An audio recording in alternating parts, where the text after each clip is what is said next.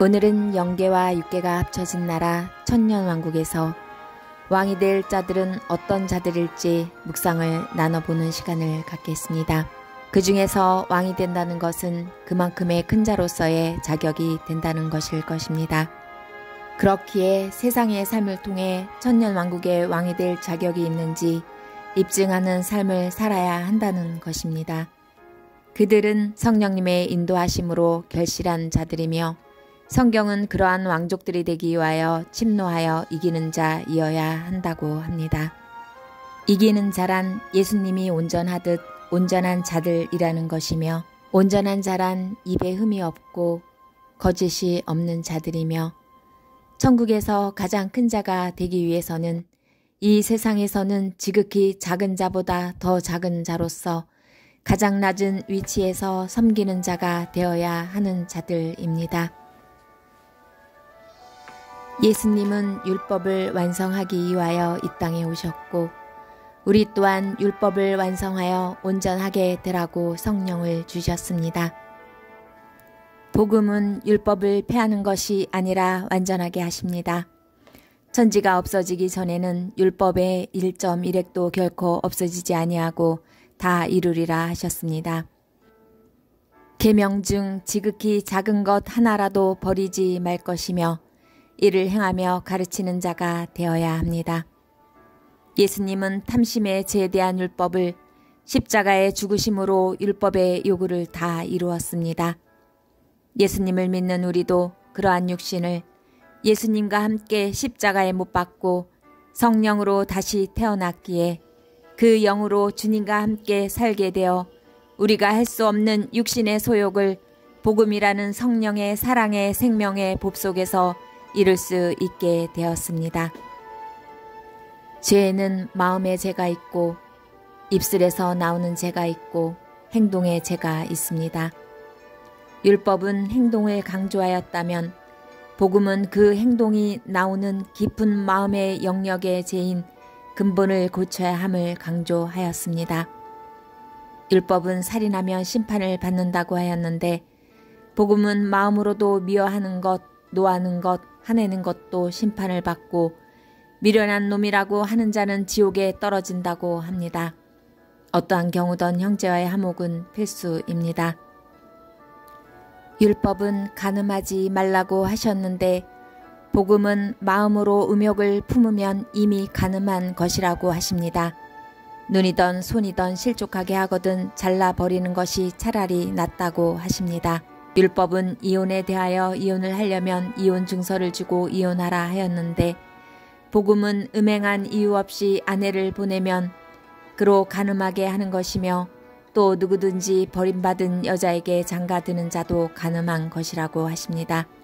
율법은 헌 맹세를 하지 말며 맹세한 것은 주께 지키라 하셨는데 복음은 하늘은 하나님의 보좌요 땅은 하나님의 발등상이미요 예루살렘은 큰 임금의 성이므로 도무지 맹세하지도 말라고 하십니다.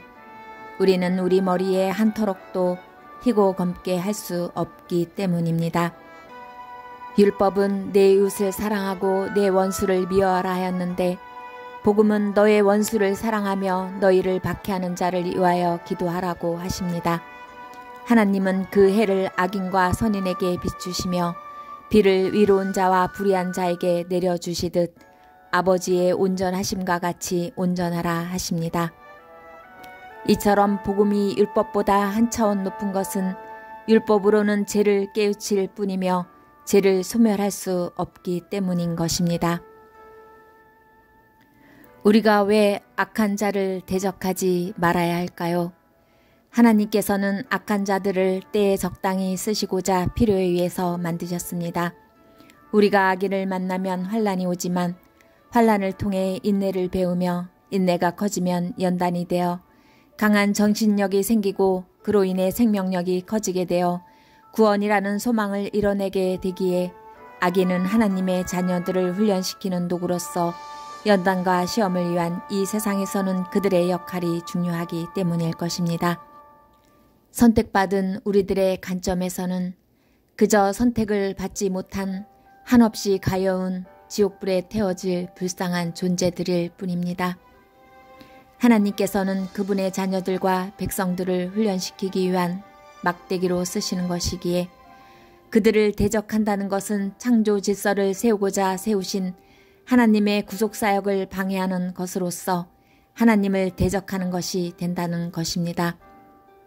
나를 위한 연단의 도구인 악인이 주위에 있다면 불쌍히 여기며 사랑하며 기도해야 할 것입니다. 그런 그들도 혹시 돌이켜 회개할 수도 있기 때문입니다.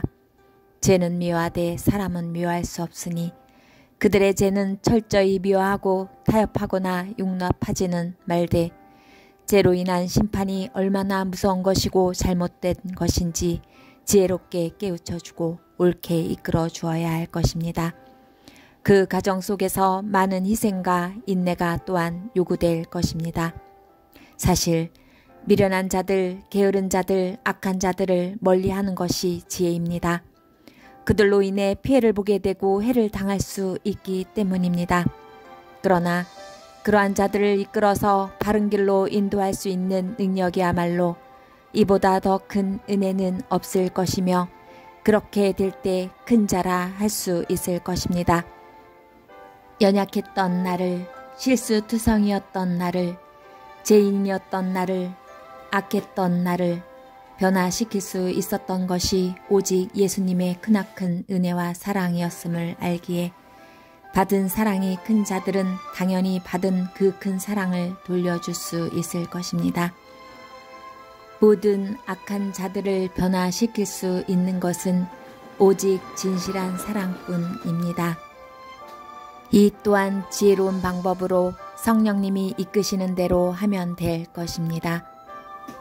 성령이 친히 우리 영으로 더불어 우리가 하나님의 자녀인 것을 증거하시나니 자녀이면 또한 후사 곧 하나님의 후사요 그리스도와 함께한 후사니 우리가 그와 함께 영광을 받기 위하여 고난도 함께 받아야 될 것이니라. 생각건대 현재의 고난은 장차 우리에게 나타날 영광과 좋게 비교할 수 없도다. 아멘.